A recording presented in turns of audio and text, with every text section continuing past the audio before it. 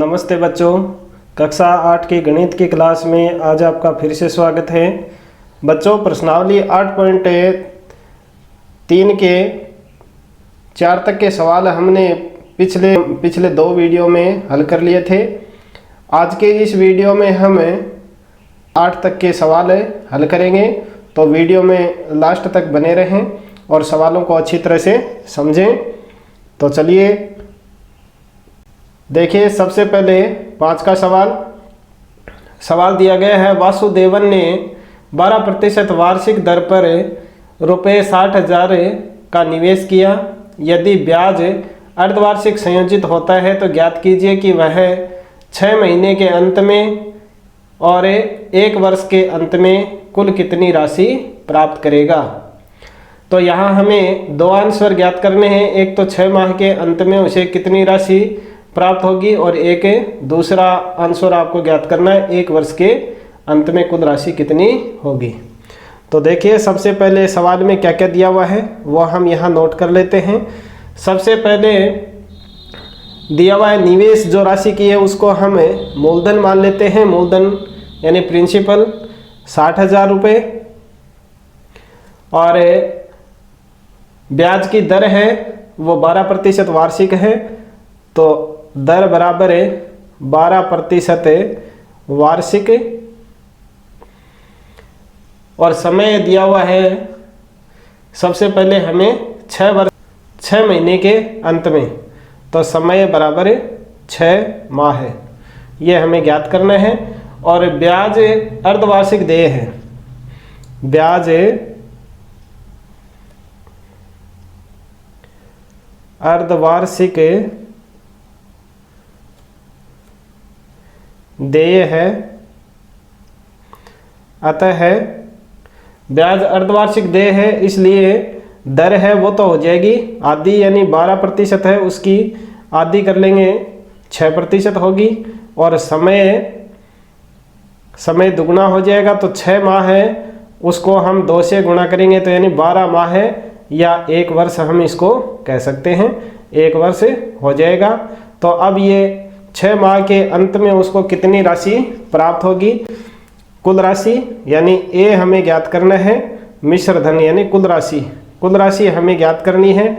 तो इसके लिए सूत्र हम प्रयोग करेंगे P × 1 + R/100, कोष्टक बंद कर देंगे और घात लगा देंगे हम समय की। चलिए, ये जो राशि है इसको हम सूत्र में लिख करके सरल करते हैं। ए बराबर है, मूलधन है हमारे पास 60,000 रुपये, गुणा कोष्टक में 1 प्लस 12% थी और ये अर्धवार्षिक देय होने से 6%। दर 6 है इसलिए 6/100 और समय 1 वर्ष, यानी 6 माह का 1 वर्ष हो जाएगा। तो 60,000 है वो ज्यों का त्यों आ जाएगा, गुणा। अब देखिए, इन दोनों में 2 का भाग दे करके इसको सरल कर लेंगे, तो आएगा 1 + 3/50 और घात 1। 60,000 ज्यों का त्यों लिख देंगे, गुणा। पीछे के वीडियो में मैंने बताया था इस तरह का जो सवाल होता है उसको सरल करने के लिए 50 एकम 50 और उसमें 3 जोड़ देंगे, तो यह होगा 53/50 और इसके घात लगा देंगे 1, यानी एक बार लिखना है 60,000 गुणा 53/50। इस तरह से आप इसको लिख सकते हैं। 1 0 से 1 0 कैंसिल कर देंगे और 5 का भाग इस 6,000 में दे देंगे, तो 12 पंजे 60 और ये 2 0 वैसे के वैसे लगा देंगे और गुणा 53। अब 1200 को 53 से गुणा करके हम लिख देंगे, तो आएगा 63,600। तो ये तो आ गया आपके पास है एक आंसर, यानी 6 माह के अंत में उसको ये राशि भुगतान करनी पड़ेगी। अब इसी में आपको 2 वर्ष 1 वर्ष बाद में कुल राशि है वो भी हमें ज्ञात करनी है। तो चलिए वो भी ज्ञात कर लेते हैं। एक आंसर आपके पास में आ गया 63,600। अब दूसरा आंसर आपको ज्ञात करना है 1 वर्ष के अंत में, 1 वर्ष के अंत में देय कुल राशि होगी, कुल राशि होगी। वही हमें कुल राशि ज्ञात करनी है। तो ए बराबर मूलधन सेम है 60,000 रुपये, गुणा दर वही अर्धवार्षिक देय है इसलिए वही 6% रहेगी। तो 1 प्लस 6/100।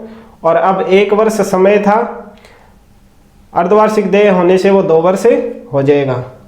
तो यहाँ जो समय है वो चेंज हो जाएगा 2 वर्ष। पहले जो 6 माह था उसको हम अर्धवार्षिक में परिवर्तित करने पर 1 वर्ष हो गया था, और यहाँ जो 1 वर्ष है उसको अर्धवार्षिक ब्याज देय होने से 2 वर्ष हो जाएगा। अब इसको सरल करते हैं। 60,000 गुणा कोष्टक को सरल करेंगे तो एक बार पुनः लिख दीजिए, इसको 3/50 लिख दीजिए। 2 का भाग दे करके इसको सरल कर लेंगे, घाते 2 आ जाएगी। अब यहाँ 60,000 ज्यों का त्यों गुणा, यहाँ 50 होगा, 50 को 1 से गुणा करेंगे 50, और फिर उसमें 3 जोड़ देंगे तो आएगा 53/50, और घात यहाँ 2 है तो इसको हम 2 बार लिख देंगे। अब यहाँ ये 2 जीरो है, वो तो ये 2 जीरो कैंसिल कर देंगे, बचेगा 600।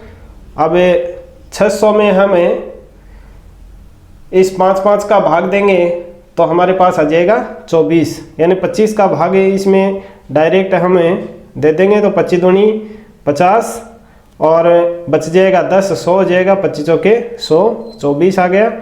तो 600 की जगह 24 बच गया, नीचे 5 और ये 5 दोनों कैंसिल हो जाएंगे 5, और ऊपर बच गया 53 × 53। 24 गुणा 53 गुणा 53। अब इन्हें सबको हम गुणा करके लिख देंगे तो हमारे पास आएगा 67,416 रुपये। 67,416 रुपये, ये आ जाएगा आपका दूसरा आंसर। यानी 1 वर्ष के बाद उसको 67,400 रुपये पे करने होंगे। तो ये आपका 5 का सवाल। अब देखिए 6 सवाल। 6 सवाल दिया गया, आरिफ ने एक बैंक से 80,000 रुपये का कर्ज लिया। यदि ब्याज की दर 10% वार्षिक है तो 1/2 वर्ष पश्चात उसके द्वारा भुगतान की जाने वाली राशियों में अंतर ज्ञात कीजिए। यदि ब्याज वार्षिक संयोजित होता है और अर्धवार्षिक संयोजित होता है। तो दोनों, तो कर्ज लिया उसने यानी वो मूलधन हो गया उसके लिए, तो मूलधन हो गया 80,000 रुपये, 80,000 रुपये, यह तो हो गया मूलधन, और दर है 10% और समय 1.5 वर्ष, समय 1/2 वर्ष। वार्षिक ब्याज देय हो तो यानी कुल राशि उसे कितनी भुगतान करनी पड़ेगी वो ज्ञात करनी है। तो देखिए कुल राशि हमें ज्ञात करनी है, तो ए बराबर प्रिंसिपल 80,000 और कोष्टक 1 प्लस दर है 10/100 और समय कितना दिया हुआ है 1/2 वर्ष। तो ये 80,000 है, उसको हम ज्यों का त्यों लिख देंगे 80,000 और 1 प्लस इनका 1 0 से 1 0 कैंसिल कर देंगे तो बच जाएगा 1/10 और फिर 1/1/2 दोबारा से लिख देते हैं 80,000 और गुणा, अब इनको सरल करेंगे तो आएगा 10 और 1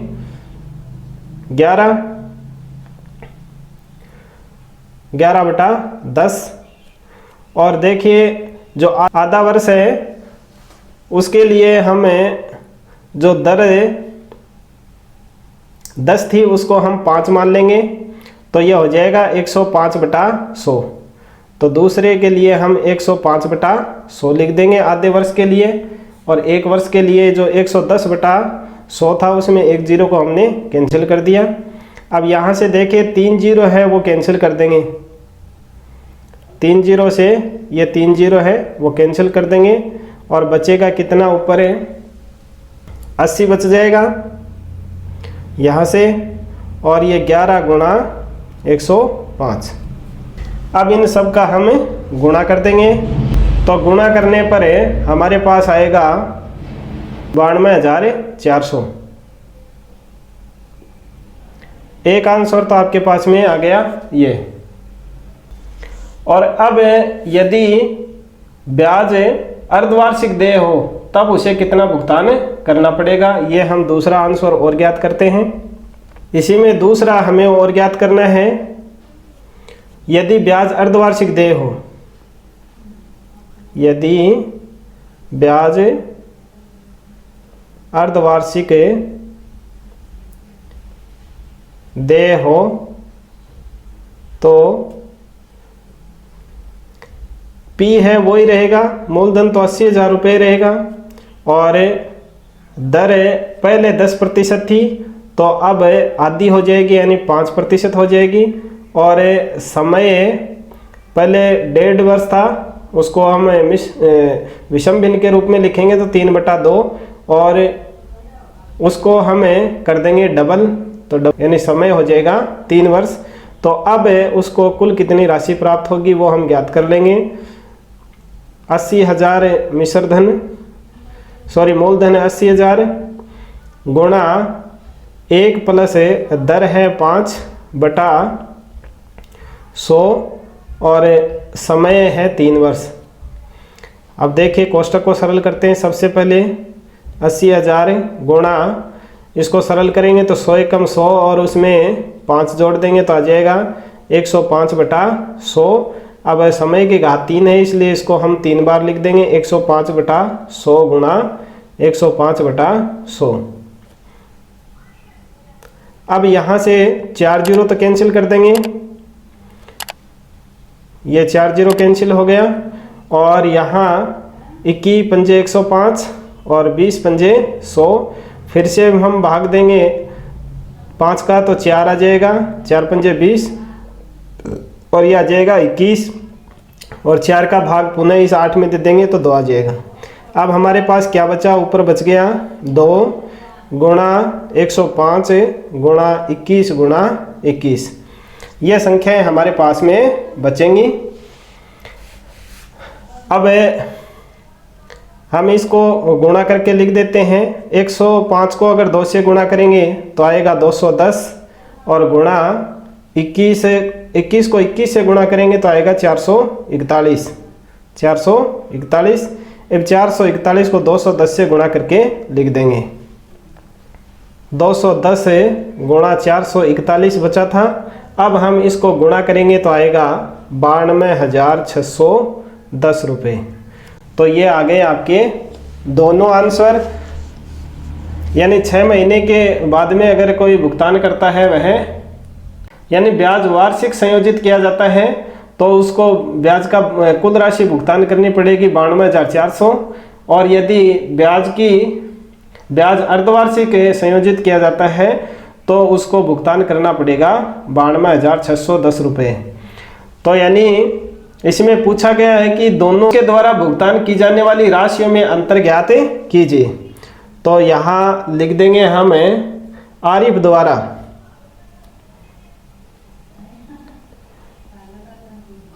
द्वारा भुगतान की जाने वाली राशियों का अंतर होगा,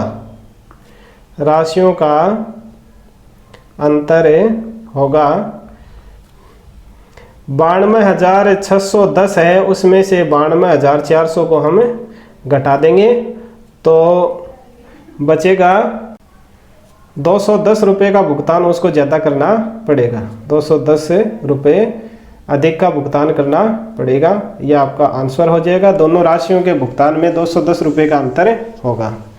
तो इस तरह से आपको 6 का सवाल है वो हल करना है। और अब देखिए 7 का सवाल।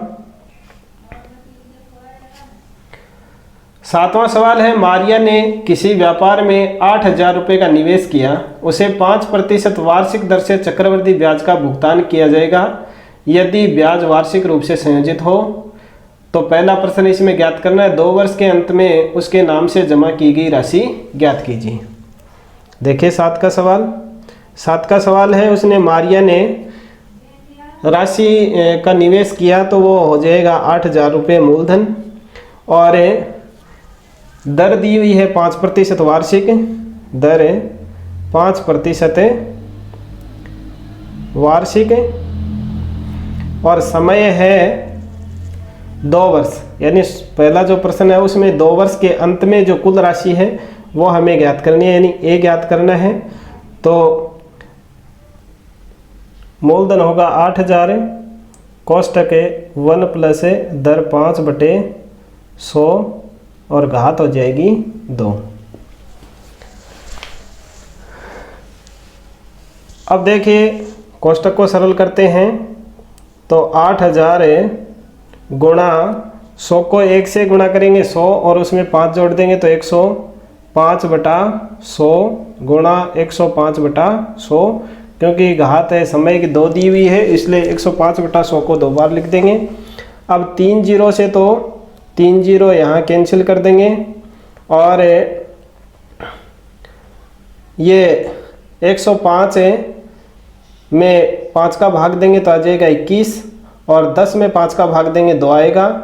अब 2 का भाग 8 में और दे देंगे तो आ जाएगा 4। अब 21 है उसको 4 से गुणा कर देंगे तो 21 चौके 84 गुणा 105, 84 को 105 से गुणा करके और लिख देंगे हम तो आएगा 8,820 रुपये। तो एक आंसर आपके पास में आ गया ये, यानी 2 वर्ष बाद में मारिया को ये राशि भुगतान करनी पड़ेगी। अब इसमें दूसरा और ज्ञात करना है कि तीसरे वर्ष का ब्याज कितना होगा, वो हम और ज्ञात कर लेते हैं। तो जो तीसरा वर्ष है उसके लिए अब आपको मूलधन है वो 8,820 रुपये लेना है, और दर और समय है वो 1 वर्ष हो जाएगा।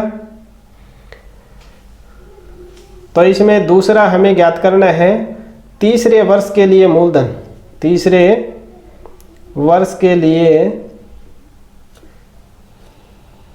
P होगा, P यानी प्रिंसिपल होगा 8,820 रुपये, और दर वही लेनी है 5% और समय हो जाएगा 1 वर्ष। अब इसका हमें ब्याज ज्ञात करना है। तो ब्याज ज्ञात करने के लिए सबसे पहले मूलधन, तो मूलधन लेना है अब आपको 8,820 रुपये गुणा 1 प्लस दर है वो 5/100 और समय हो जाएगा 1 वर्ष, और फिर उसमें से 8,820 रुपये लेस कर देंगे, क्योंकि हमें केवल चक्रवृद्धि ब्याज ही ज्ञात करना है, कुल राशि ज्ञात नहीं करनी है।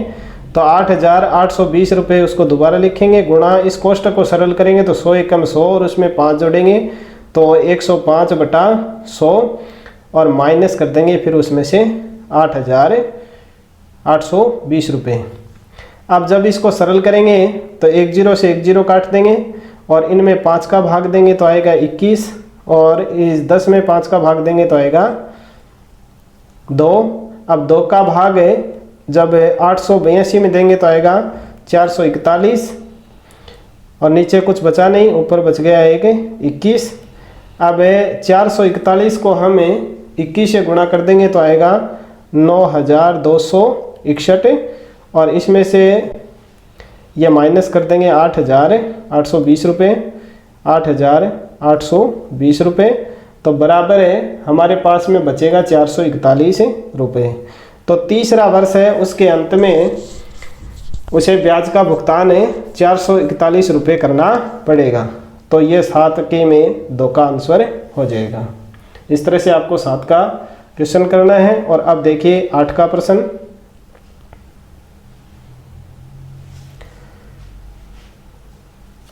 8 का प्रश्न दिया गया है, 10,000 रुपये पर एक सही 1/2 वर्ष के लिए 10% वार्षिक दर से चक्रवृद्धि ब्याज और कुल राशि ज्ञात कीजिए, जबकि ब्याज अर्धवार्षिक संयोजित होता है। क्या यह ब्याज उस ब्याज से अधिक होगा जो वार्षिक रूप से संयोजित करने पर प्राप्त होगा? तो यह तो सही है कि जब ब्याज अर्धवार्षिक देय होता है तो ब्याज का भुगतान ज़्यादा करना पड़ता है, और जब वार्षिक संयोजित होता है तो ब्याज का भुगतान हमें कम करना पड़ता है। तो देखिए, इसमें ब्याज अर्धवार्षिक संयोजित मान करके हमें इस सवाल को हल करना है। तो मूलधन इसमें दिया हुआ है 10,000 रुपये, और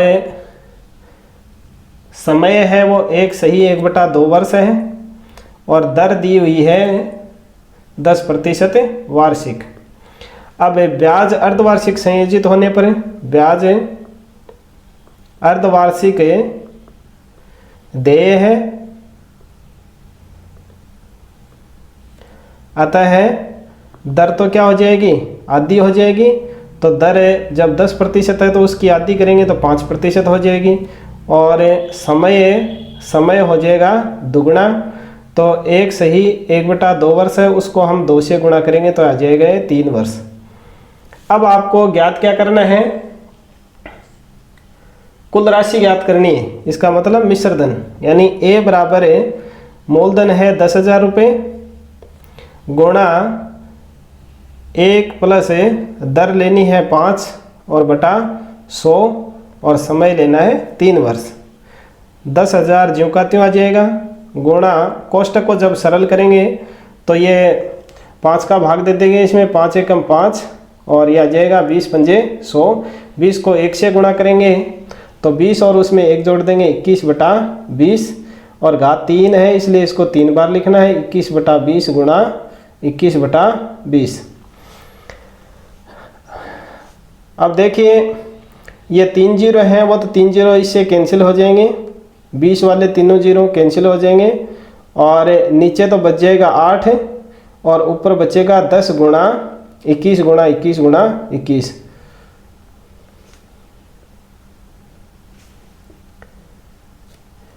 ऊपर बचा 10 गुणा 21 गुणा 21 गुणा 21, और नीचे 2 को 3 बार गुणा किया हुआ है इसलिए 8 बचा। अब देखिए, 10 और 8 है, उसको हम 2 से कैंसिल कर देंगे तो ऊपर बचेगा 5 गुणा 21 गुणा 21 को 21 से गुणा कर देंगे 441, और बटा 8 में 2 का भाग देंगे तो आएगा 4। अब 21 को 5 से गुणा कर देंगे तो आएगा 105 गुणा 441 बटा 4। 105 को 441 से गुणा करेंगे तो आएगा 46,305। 46,305, ये गुणा आपको अलग से रफ नोटबुक में कर लेना है, और अब इसमें 4 का भाग देना है। 4 का भाग देने पर आएगा 11,576.25 रुपये। यह तो आ गया आपके पास में एक आंसर। यानी जब ब्याज अर्धवार्षिक देय है तो 1.5 वर्ष बाद में कुल राशि है वो तो हो जाएगी 11,576.25, और अब ब्याज कितना होगा वो और हम ज्ञात कर लेंगे। कंपाउंड इंटरेस्ट कितना होगा, यानी जो कुल राशि आई है उसमें से हम मूलधन को घटा देंगे, तो कुल राशि हमारे पास आई 11,576.25, और इसमें से जो मूलधन की राशि थी यानी 10,000 रुपये वो हम घटा देंगे, तो ये 1.5 वर्ष के बाद में ब्याज बच जाएगा। तो ब्याज होगा 1,576.25 रुपये। यह होगा ब्याज की राशि। यह हो गया दूसरा प्रश्न। और अब इसमें पूछा गया क्या यह ब्याज उस ब्याज से अधिक होगा जो उसे वार्षिक रूप से संयोजित करने पर प्राप्त होगा। तो इसमें आंसर में लिख देंगे हाँ, यह ब्याज वार्षिक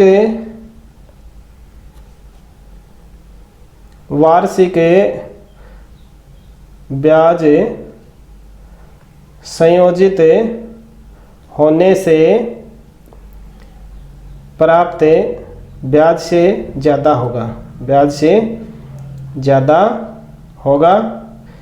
अब ज़्यादा कैसे होगा वो आप सरल करके, यानी ये जो दर और समय है उसको ज्यों का त्यों मानते हुए और इसका चक्रवृद्धि ब्याज है वो आप ज्ञात कर सकते हैं। तो वो ब्याज है वो इस 1576.25 रुपये से कम ही होगा, यानी अर्धवार्षिक ब्याज देय होता है वो ज़्यादा होता है और वार्षिक ब्याज कम होता है। तो ये हो गया आपका आंसर। तो बच्चों आज के वीडियो में बस इतना ही। शेष सवाल हम अगले वीडियो में सरल करेंगे। वीडियो को लाइक कीजिए और अपने अन्य साथियों को भी शेयर कीजिए। चैनल को सब्सक्राइब करना ना भूलें। वीडियो में अंत तक बने रहने के लिए धन्यवाद।